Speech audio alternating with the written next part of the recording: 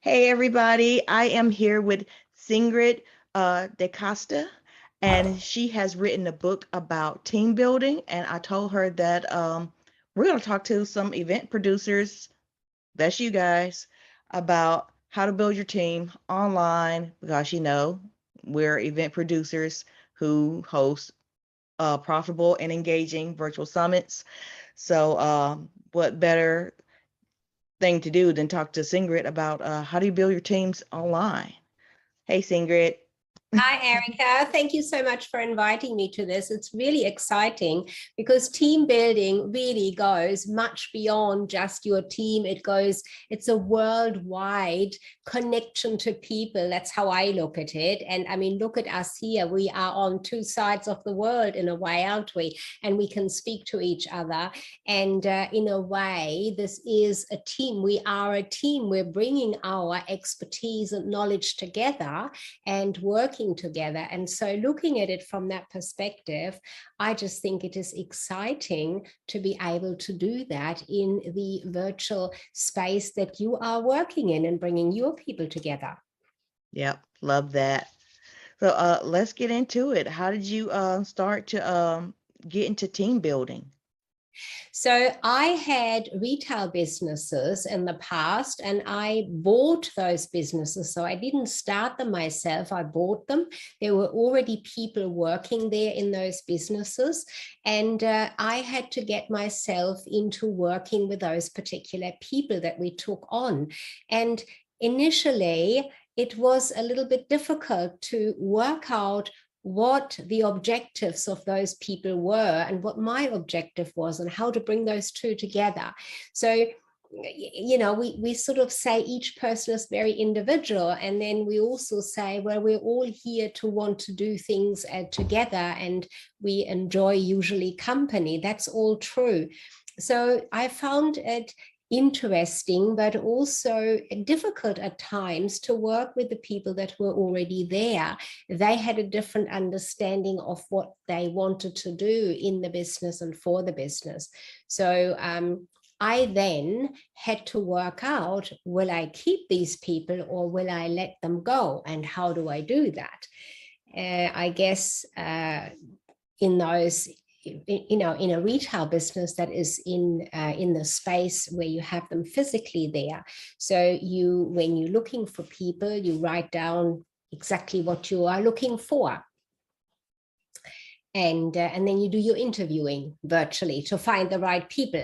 And I guess that translates exactly into the online space too. If you're looking for a team together, if you want to do a web event and bring it together, and you need the people to support you there. Have you got an example that you'd like me to talk a bit more about in regards to a particular business online that would be looking for a team? So I can give you some. Yeah, so I'm looking to build a team. I had the bright idea that I'm gonna find someone online who wants to host a virtual summit, and I'm gonna show them what I do. Turns out most people that I found don't really care, so they don't do it. And I'm thinking, I don't want to lend my name to someone who don't want to do the work because my work represents my name, and I don't want. I'm not sure if I want their work to represent me, and I know it is my fault if I hire the wrong person. So I have hired people who have showed up and did the work. I've asked them to come back, and they did not come back. I've asked people to do work who they said they could do the work. We went through everything, they did the work, but when they showed up, they did not do the work. So I have no idea how to hire people. So what can I look for to hire people? Find the right people. Yeah. From my perspective and my experience with people, the first thing is that particularly in this online space, and you and I are doing that right now, you want to really observe the person, how they are interacting with you. So you're looking at their facial features, how they are looking at you or not looking at you, whether they are really really focused and attentive to you. And then you can go by listening how they respond to you. Did they hear what you said? Are they responding just simply saying back to you what you said? Or do they have a little bit of initiative, but not too much that they're going to run away with an idea that you don't want to have happen? So that would be the first things, pointers to look at when you are speaking, when you are interviewing somebody, because you'd still be going through a live, online interview with someone. But once you have once you've decided on who you want to engage and work with, a big part of working with people that I have found really works well, and I found that also when I was working with business owners who said they didn't have great people, or they kept inviting and hiring people, and then those people would leave again without doing the work. A big part is that as a business owner, and I'm not saying you're doing that, but often a business owner in their business can get so caught up with focusing on the work, they're not thinking about that the other person probably really wants to do the work, but we might be putting a lot of pressure on ourselves and with that on the other person. And because they get a feeling of, oh, maybe I'm not good enough to do that work, and they withdraw, and they're not actually coming out of their space to want to do more. It's really great to be as the person who's hired the team, to be complimenting them, to telling them that they did a good job, and to be really, really clear in your communication with the person. So it is easy to say something and assume, or to write something and assume that the person will understand it. But the more plainly you put the message across, whether in words or in writing, even if it takes more than a page sometimes, the clearer it can be spelled out or said to the person, the easier it is for the other one to understand actually what you want them to do. And of course, it's a good idea to look out for, is that person enthusiastic? And you can tell so much by their features and how they gesture, perhaps even back at you, and how engaged they are in the interview. So I'm not sure, exactly what your experiences were. Sometimes a person might appear more enthusiastic and it wanes off, but it is certainly something to look for. I definitely understand that.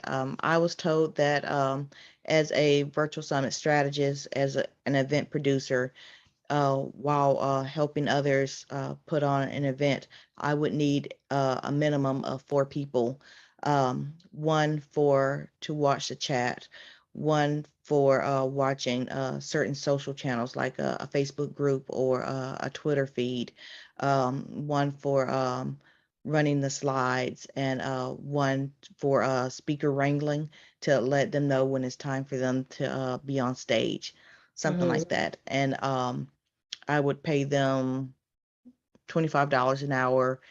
And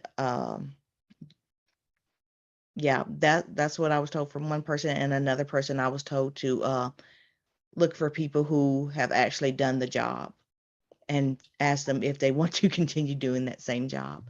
But I am Right. not sure that everyone out there does things like me. And I know that's maybe presumptuous just to assume that I do things differently, but I don't really know. I don't, I guess maybe one way would be to go to the programs that I use and ask them if they have other users, or maybe put in the chat in their Facebook group if anyone uses this program like I do, and if they're willing to help. I am assuming. I know I'm not supposed to assume, but what do you think about that? So I think when you have particular roles or jobs that you want to fill where there are certain tasks to be done. Now, I always look at the type of a person or personality the other person is. And if we look at the personality, I mean, tests and things like that, there's loads of those out there, and it can become very focused just on what these tests are and how many different personality types there are. I'm not quite prescribing to that. I sort of just look at those 4 foundation ones. You've got the people that are very engaging, enthusiastic, people that can really bring people in. You know, when they go to a party, they're in the middle telling all the jokes. They're really great. Those are really good people to bring people in. So that would be the type of person you'd want to have to perhaps make first contact, to bring participants in to your business or onto your summits. So that would be a really good person. You have to just monitor and manage such a person, because what they are not so good at is the attention to detail. So if they contact somebody, they might forget to get that person's contact details in writing. So it's something to be aware of with each of those different personalities, what they are really good at and where they need to be monitored and watched and handheld by you. So that would be your job. Now, for somebody to in those particular 4 roles that you've mentioned, you know, to interact with the speakers and bring them on at the right time, that could be such a person that is quite excitable and really relates to others. When you're looking at the slides to get them on properly, you'd want to have more a person who focuses on statistics and research and analytics, somebody who's really focused on facts and figures and understands how important it is to have the right slide at the right time, you know, to bring those things on. So you'd be looking for a person who is much more quiet to some extent and would always listen to you in a way that when you say something, they might ask right back to get fully understand what you are saying. That would probably be a good person for that particular job. And to monitor the social media, I guess, you know, you could have a combination of those types of people that are actively looking what's happening and that understand how people in the social media act and interact, so that they can very quickly put out some comments and responses. So it's more that, again, it's more that excitable person that is really good at connecting with people and understands the different you know, the nuances in what a person might have typed in Twitter, in the Twitter feed about your event or something like that. And for the chat, that is to monitor the participants, isn't it? What you were referring there, to watch out for that one. Yeah, so you'd want to have somebody who brings both of those parts to that particular role. Now, where would you find those people? That's a really great question, Erica. Where would you find those people? So I'm not sure how many other businesses are exactly like you, because I think we're all different in our businesses and we all have our own way of doing things, which is really great. And the biggest thing from my perspective is you'd want to train the people yourself. So I'm not talking some long drawn out training with modules and things like that, but I'm referring to that you engage with them like you engage with anybody that you want to work with or that you want to bring onto your summit, or that you want to share how you work and how good it would be for somebody to do a summit with your help, for example. So where could you go looking for these people? Sure, you could have a look in social media groups where, you know, where there might be people who do social media work perhaps, and see if there's interested ones there. There are probably loads of virtual assistant type companies that offer you those directly through a kind of almost like a human resources agency in the virtual world. And I do know that those types of companies are particularly looking at what their virtual assistants are really good at. So you have already a bit of a pre-selection of a person. They can tell you quite well what these people are good at. And they often have quite a detailed profile of all of the ones they work with. So those agencies are a good way to perhaps look at. Whether you go with it or not, obviously depends on your preference. And of course, you can also go on to places like Odesk, for example, and it's changed, sorry. Upwork, it's called. I haven't been on there for a couple of years now, but I had some fantastic people. And I applied what I just said. I had a person there who was doing my websites and website work from the technical perspective for me. And as I was working with that person, we really related well. I always made sure he knew exactly what I wanted, all the details. And when I needed somebody for social media, I asked him. And he was able to recommend somebody who was doing social media well and was a very interested and loyal person who wanted to do the right thing by me. So you can get recommendations as well. And places to look, like I said, so there are agencies that offer virtual assistants that are kind of pre-selected, or you go to places like Upwork, or you can select people from groups, Facebook groups, and see what the interest there is and enter into communication with them. So if you're not sure how well they're going to work, I would probably select them on a short term and really work on one project with them, or give them some pre-project tasks that will tell you how well and how much attention to detail they have and they pay, how much you need, and really get to know the person. I think that's the biggest message I'd like to share. Whoever you are engaging to work for you, get to know them. And when they feel validated and you're asking them questions about themselves as well, they feel that they have a position and they are being valued by you, and they will give you a really great work ethic. That's what I have found every time. And when I've worked with business owners, that's always what stood out. Okay, I think I understand that. I did want to know, how did you know you could trust that person with your website?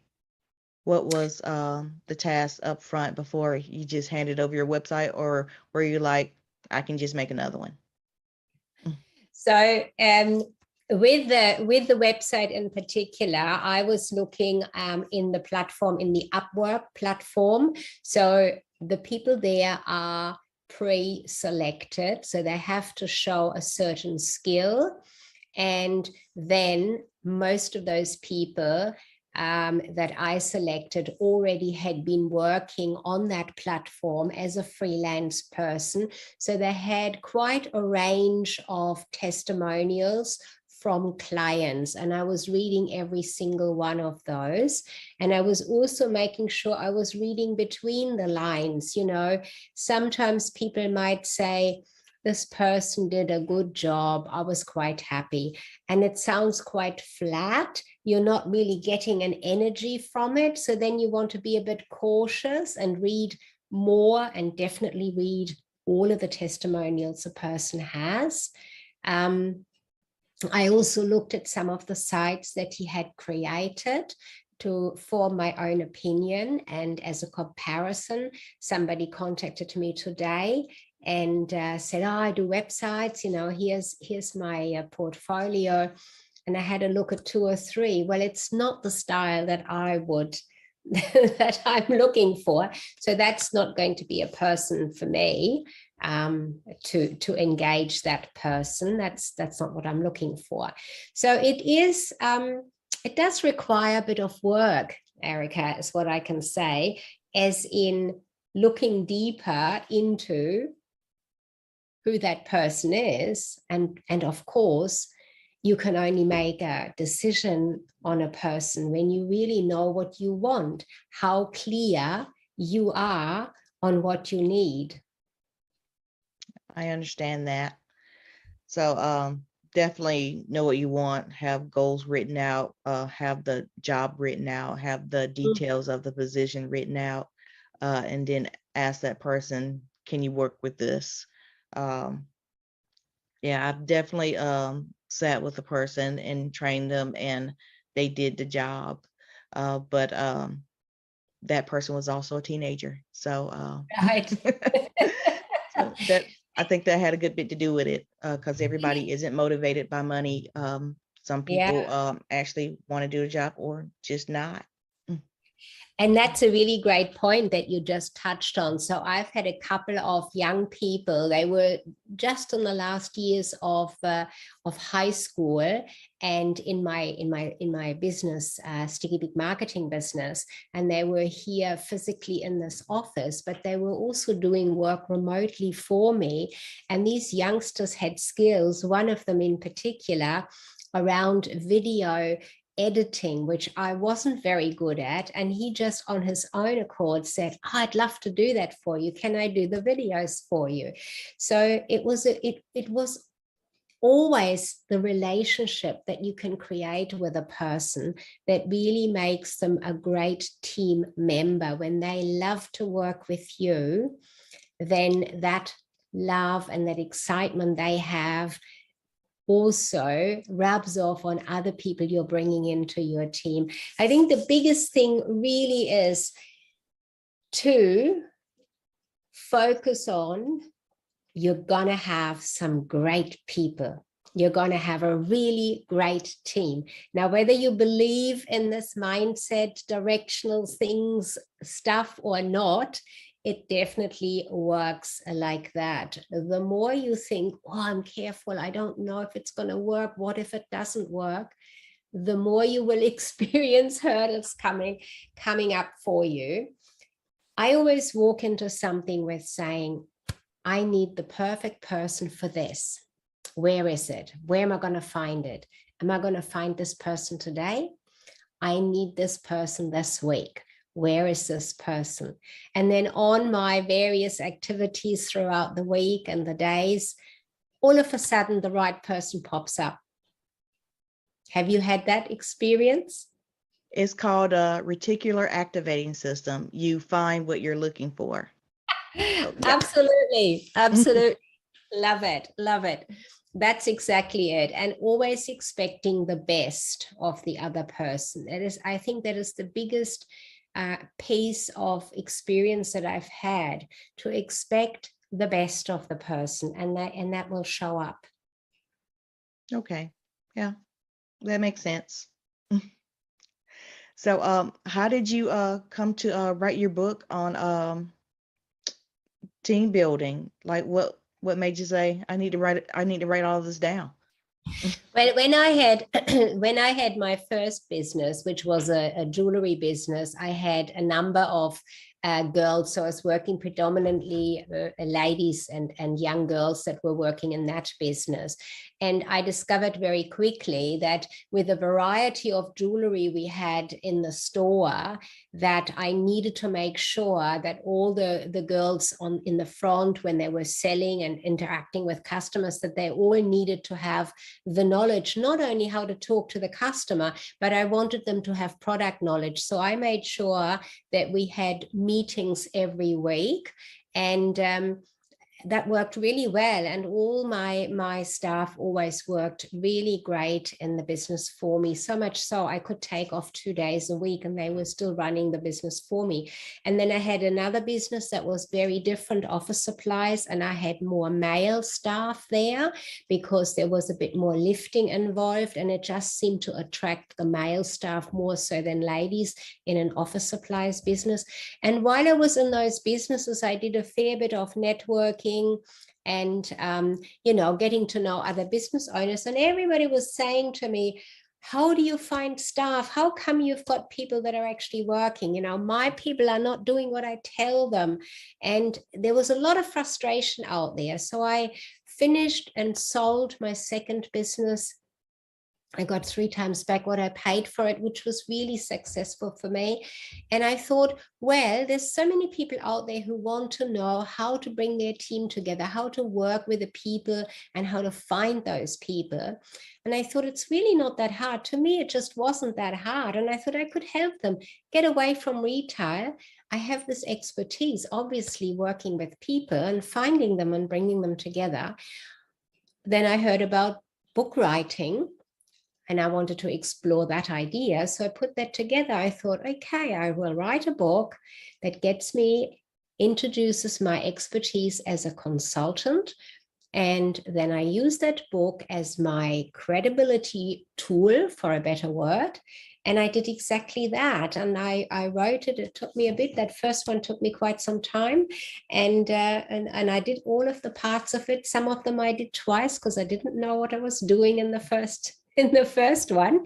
But I published it and had my marketing strategy ready with it, so that in the first week, I already attracted $25,000 in contracts with the people around me, with local businesses whom I'd send my book to and explain to them what I could do for them, because that need was there. I knew that need was there. It worked really, really well. So a book can really elevate an expertise very quickly.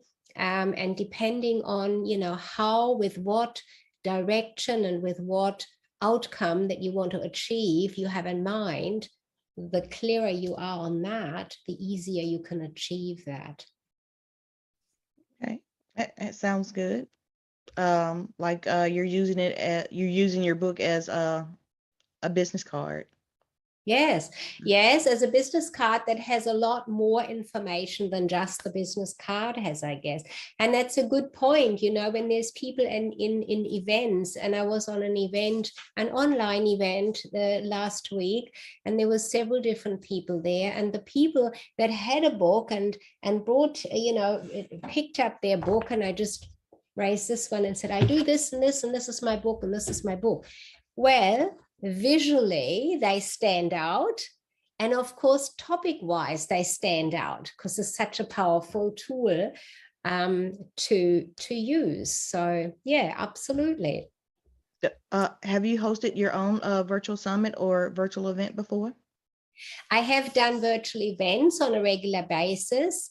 I really like events where I can share my knowledge, but I am now exploring, seeing that I know you, exploring the idea of an event where there is a number of speakers that are all talking around the same topic, complementing what they talk about and giving the audience a really great opportunity to get to know a topic from different angles and different parts that are needed to bring that topic together. So I'm looking forward to that. Yeah, I'm a big fan of virtual summits. I like the idea of being a linchpin and bringing people together, bringing similar people together so they can network and help each other. Yeah, very big fan of that. So how did you put your team together to host your event? Well, I've always had different virtual assistants, or I have asked when I still had my people here on the ground, so to speak. Then I would have them to help me with my events. And I have kept them very simple, Erica. Probably could learn a lot from getting somebody like you with your expertise into it, but I've just kept it really simple. And I've used Zoom quite often. I have also got an online platform through which I can use Zoom more like a streaming component, where it becomes a live streaming component in there. And I've also used YouTube Live via the Zoom setup. So that's probably the only tools that I know about, and you are absolutely correct. You certainly need people to monitor the parts of it. Otherwise, you lose your trail of what you want to talk about when you're doing it all on your own. So yes, absolutely need that help. So the chat can be an event by itself. People can just stop paying attention to the speakers and wander off and have a whole conversation by themselves in the chat. That's a good reason to have a chat monitor. Yeah. So not only are they dropping links, dropping hashtags, putting links in there that the speaker has mentioned to, like your book maybe, or their Amazon link for your book. Um, they do that, but they also keep the chat towards the conversation where the speaker is going. Mm. So hosting an event or hosting a virtual summit, how do you pick your speakers? How do you what do you offer your speakers? What do you want your speakers to get out of your event? What do you want your attendees to get out of that event? Will your speakers and attendees gel together? Uh, have you considered having a sponsor, and how many are your sponsors and speakers going to get along? Are your speakers and sponsors the same person? It's stuff like that. So how what would you say a simple event looks like? A It, simple event, well, when I didn't have anybody, that's a very simple event. So I monitor everything, and if I do it as a Zoom, then all I do is I do a presentation and I offer the participants to ask questions either in the chat, and I'll answer them when I take a moment to look through that. And that's a very intimate kind of a very personal relationship you're creating with the people in your event at that point in time. When you can't see them and you can only get to the chat stream in more of a more of a streaming situation, I find that more tricky. And I've had somebody who was working with that particular platform to monitor the stream. That's what I found difficult, and that one was that I was carrying on screen, and this person was chatting in the chat, but it wasn't exactly what I wanted them to chat about because they, of course, talked about the platform rather than what my topic was specific. So you're absolutely correct. There are so many finer details to it that you want to manage, but not just manage. You really want to make sure that they all are coming together well, for which you will need a team. Totally. yeah, my favorite kind of summit is an enrollment event. I think what you described is a webinar, but with an enrollment event, you would have, let's say, a minimum of 10 to 12 speakers. I like to keep it small. I like to keep the information digestible. There are events where they have like 40 to 50, maybe 100 or so speakers, and that's because they're trying to sell tickets. With an enrollment event, you are presenting valuable information up front so you can upsell them to a high ticket offer. So with an enrollment event, it's either 1 day or 3 days. So let's say if you went with the 1 day, you would give so much information the first hour and 30 minutes. And then you say, hey, let's go to breakout rooms. Let's see if we can digest this, see what you can come away with. You come back, you talk to your audience, you bring someone on stage, or if you're using Zoom, you promote them to panelists or something. And it's like, what were your takeaways? What were you talking about in the breakout room? And they give their take on what you just said and what they talked about in the breakout room. And you would do this up to 2 to 3 times. Then you would take a break, you'd come back, you give an hour or so of information. You do another breakout room, you come back, and when you come back, you have someone who has worked with you before, and they give a testimony of what it's like to work with you and actually implement this information. And then right after they talk, you give your high ticket upsell, and you don't ask what they think about that. You go right into giving more information. I'm sorry, I left out, there were two breaks in between there, but when you come back, you give more information.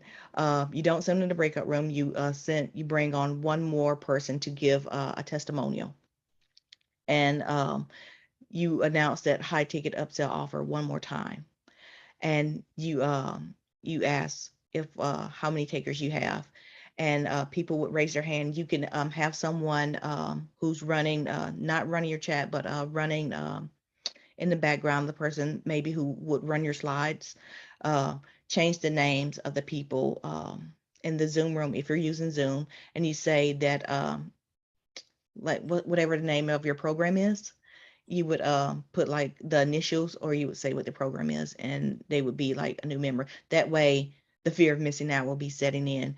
um, if you don't mind people counting your money, because they would definitely do that, let them see how many people took you up on your high ticket upsell offer. uh, That's a fantastic scenario. You've got that all ready mapped out in place. I mean, it just sounds so easy when you describe it, and so many fantastic ideas come to mind that you could do that. enrollment events are great, and I think they're fun. Mm, mm. So, and I've never believed you make your money from your ticket sales. I've seen it done. I have seen people who sell stages. They sell their speakers.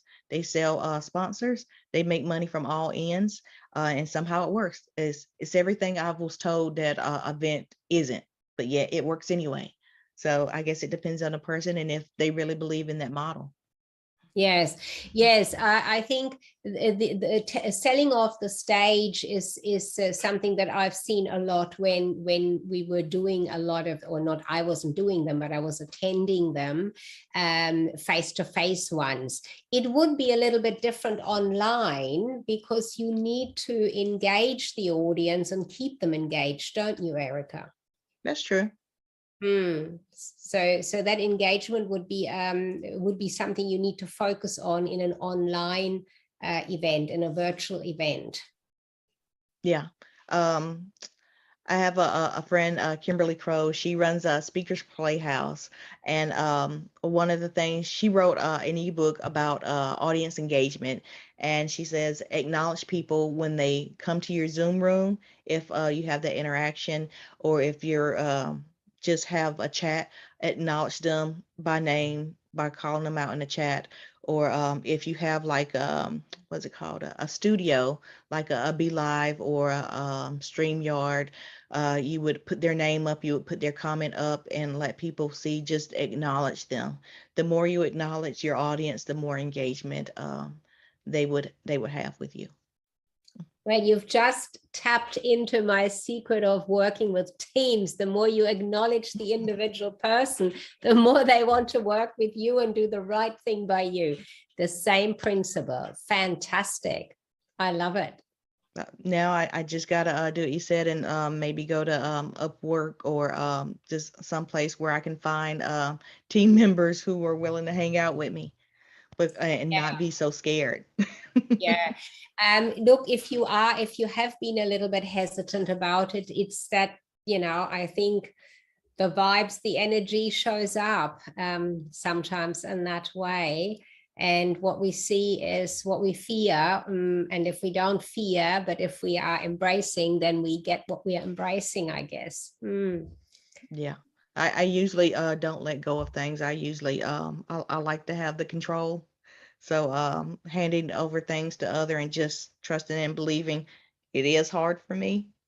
But I know that there's people out there who look like me, do what I do, and are very successful because they have a team. So I want to do that too. Yeah, you have got everything that it takes to do that. I believe you can. Absolutely. Hooray. So where can we find your book? What's the name of your book, and how can we get Okay, it? so well, my book is on Amazon, And I think the best way to find me is to type my name into Amazon and Google it, search for it, because I've got the author, the author profile on there. And so all the books that I have come up, and you can see it easily there. And my name is on the screen. So that's quite easy to take the details from. It's a bit unusual. And so it should come up easily on Amazon for sure. Okay, Sigrid De Kaste. What's your favorite social platform? For interacting with people? Yeah, so people can come network with you. LinkedIn. I love LinkedIn, but I'm also on Facebook. So those are the two main ones that I have. And again, it's just type in that name and I will come up. So LinkedIn and Facebook. Okay, those are my two favorite social hangouts too. Fantastic. Okay, I think if you send me a link, when people see this, they will also see the link. So send me a link so I can share it with everyone. Fantastic. I will do that. Hooray. Thank you. Sigrid, I want to say thank you for sharing your time with us. We're like 15 hours apart, so I appreciate you doing this interview with me. And thank you for sharing your knowledge. It's absolutely my pleasure. And I have learned a lot myself as well in this interview.